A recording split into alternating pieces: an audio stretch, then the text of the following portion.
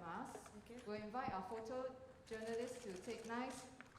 Okay, 3, 2, 1. Thank you very much. I'll invite the show director now to do eyeliner and camera check.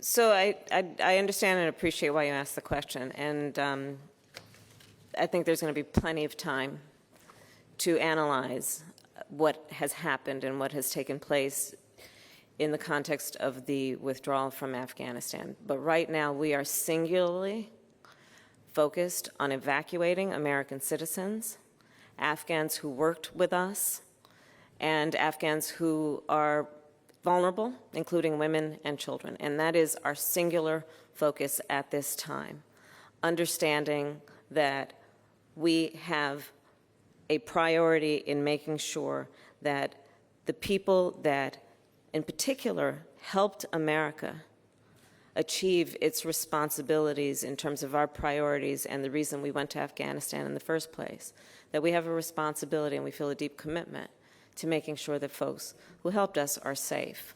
But there's no question that what many of us have seen on television, as the President has said, I mean, the President has, I think, shown great emotion in expressing sadness about some of the images we have seen. But we cannot be in any way distracted in any way from what must be our primary mission right now, which is evacuating people from that region who deserve to be evacuated. The Biden administration inherited an extremely difficult situation. The U.S. had invested considerable blood and treasure in Afghanistan, but it was an intractable task given the complex history, geography, and tribal rivalries of the place. Successive U.S. presidents have declared their resolve to withdraw from Afghanistan. So I told the Vice President that we understand President Biden's reasons for his decision. The U.S. intervention has stopped terrorist groups from using Afghanistan as a safe base for 20 years.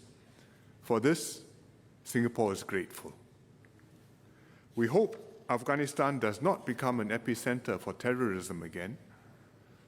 And post-Afghanistan, in the longer term, what matters is how the U.S. repositions itself in the Asia-Pacific, engages the broader region, and continues the fight against terrorism, because that will determine the perceptions of the countries of the U.S. global priorities and of its strategic intentions.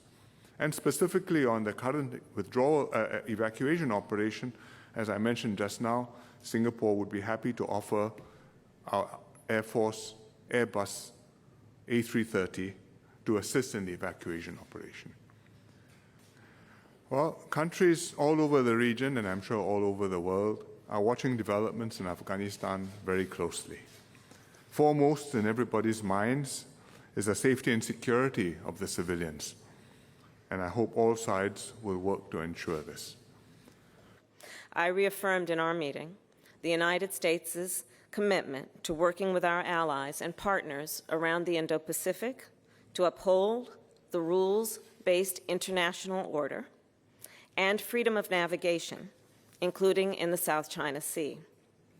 Later today, as the Prime Minister mentioned, I will visit the United States naval ship docked in Shanghai Naval Base, a clear symbol of the strong security cooperation between our two countries and a symbol of America's commitment to regional security. I understand that you agree with the decision to withdraw, but in your assessment, what went wrong with the withdrawal? The United States is deeply committed to advancing respect for human rights at home and abroad. In our meeting today, the Prime Minister and I discussed the crisis in Burma and the role the international community must play in helping the people of Burma restore democracy to their country. Thank you. Thank you.